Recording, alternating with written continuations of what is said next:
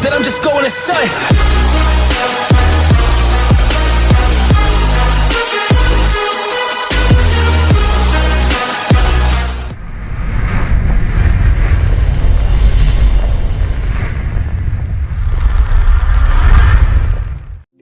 Halo teman-teman semuanya, selamat datang di channel kami. Di sini kami akan membahas presentasi dari kelompok kami, yaitu kelompok 12. Semoga dapat bermanfaat dan menambah pengetahuan bagi teman-teman semuanya.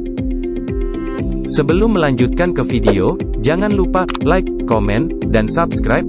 Juga nyalakan loncengnya, karena subscribe itu gratis guys. Siap. Sebelum masuk ke pembahasannya, izinkan saya memperkenalkan kelompok saya. Yang pertama ada Anissa Fahira, yang kedua ada Iranda Putra Syahna.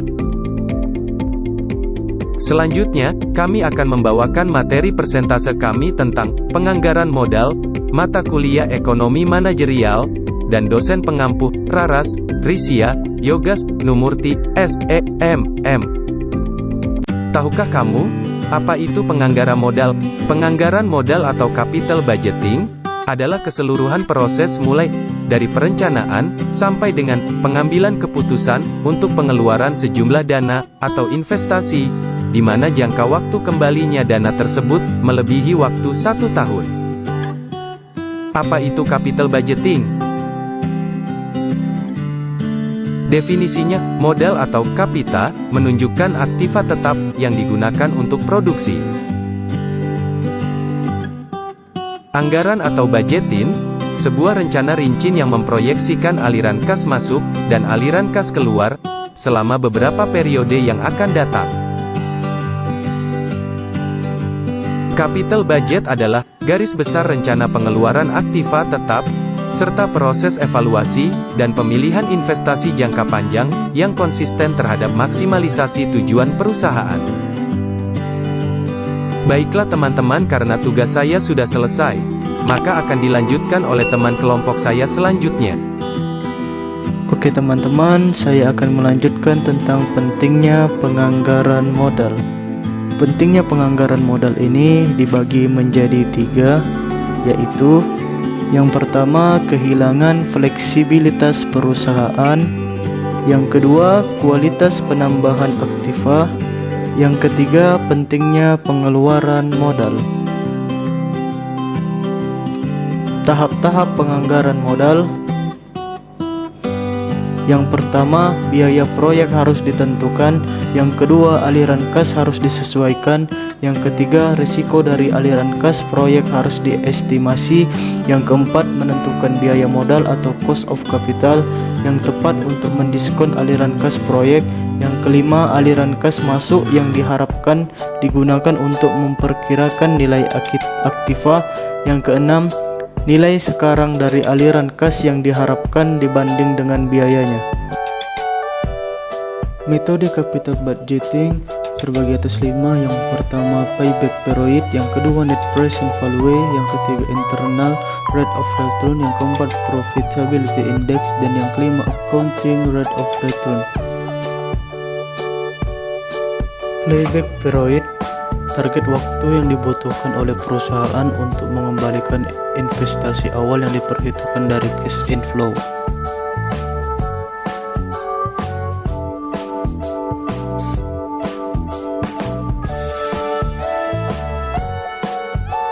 Net present value, metode yang memberikan pertimbangan nilai waktu uang dan memilih dengan mencari nilai yang lebih tinggi.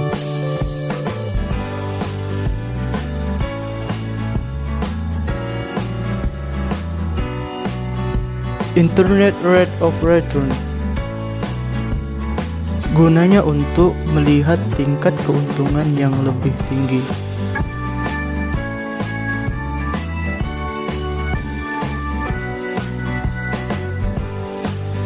Profitability index. Profitability index merupakan metode yang menghitung perbandingan antara nilai arus kas bersih yang akan datang dengan nilai investasi yang sekarang.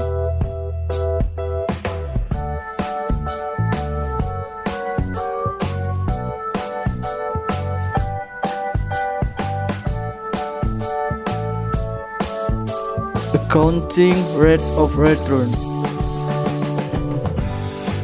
adalah metode yang menentukan berapa return rata-rata dari suatu investasi tanpa memperhatikan timing kapan cash flows tersebut diperoleh.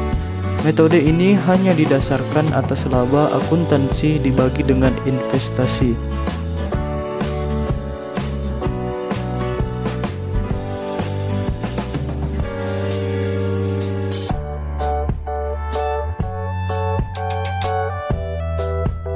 Nah, teman-teman sudah tahu kan, apa itu capital budgeting? Sebelum melanjutkan jangan lupa teman-teman, klik tombol like dan subscribe, juga nyalakan loncengnya. Jika bermanfaat, kalian bisa bagikan video ini ke orang lain. Eits, tunggu dulu teman-teman. Masih ada satu pembahasan yang akan disampaikan oleh teman kelompok kami. Stay tune dan jangan kemana-mana ya. Tetap semangat dan mendengarkan sampai habis, oke? Langkah-langkah dalam proses penganggaran modal. Proses ini terdiri dari 6 langkah yang saling berkaitan, yaitu apa saja? Yang pertama ada penelitian dasar, pembuatan proposal, kajian dan analisa, pengambilan keputusan, implementasi, dan tindak lanjut atau follow up. Nah, selanjutnya akan kita jelasin ya. Yang pertama itu ada penelitian dasar. Maksudnya itu, rencana pelaksanaan proyek atau investasi harus didukung oleh data dan informasi. Yang kedua, pembuatan proposal. Proposal penganggaran barang modal dibuat di semua tingkat dalam sebuah organisasi bisnis. Yang ketiga, kajian dan analisa.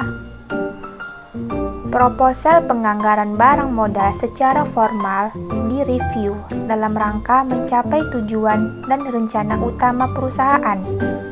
Dan yang paling penting itu untuk mengevaluasi kemampuan ekonominya. Yang keempat, pengambilan keputusan. Besarnya sejumlah dana yang akan dikeluarkan dan pentingnya penganggaran barang modal menggambarkan tingkat organisasi tertentu yang membuat keputusan penganggaran. Yang kelima, implementasi. Ketika sebuah proposal telah disetujui dan dananya telah selesai, tahap selanjutnya implementasi segera dimulai. Untuk pengeluaran yang kecil, penganggaran dibuat dan pembayaran langsung dilaksanakan. Yang keenam, tindak lanjut atau follow up. Setelah diimplementasikan, maka perlulah dilakukan monitoring selama tahap kegiatan operasi berjalan dari proyek tersebut. Nah, perbandingan dari biaya yang ada dan keuntungan yang diekspektasikan dari berbagai proyek ini sebelumnya adalah sangat vital. Ketika biaya yang dikeluarkan melebihi anggaran, biayanya yang ditetapkan harus segera dilakukan tindakan untuk menghentikannya. Apakah dengan meningkatkan benefit atau mungkin menghentikan proyek tersebut. Manfaat capital budgeting atau penganggaran modal. Ini dia untuk mengetahui kebutuhan dana yang lebih terperinci. Yang kedua, agar tidak terjadinya over investment. Yang ketiga, dapat lebih terperinci, teliti karena dana semakin banyak yang dalam jumlah yang sangat besar. Yang keempat, mencegah terjadinya kesalahan dalam decision making. Baiklah teman-teman, sudah jelaskan apa saja langkah-langkah dalam proses penganggaran modal. Terima kasih teman-teman sudah melihat sampai akhir. Semoga bermanfaat ya bagi teman-teman semuanya. Ya udah, selanjutnya kami akhirin. Assalamualaikum warahmatullahi wabarakatuh. Sampai jumpa lagi.